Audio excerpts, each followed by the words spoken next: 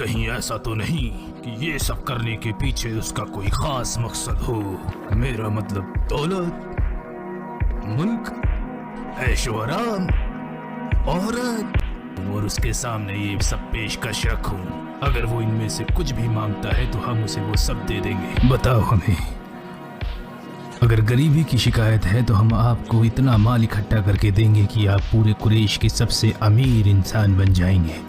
अगर मुल्क की चाहत है तो हम आपको अपना बादशाह बना देंगे। अगर ख्वातीन का मसला है तो आप चाहें तो पूरे कुरैश में जिसे चाहे चुन ले। हम आपको 10 ख्वातीन निकाह में देने के लिए तैयार हैं।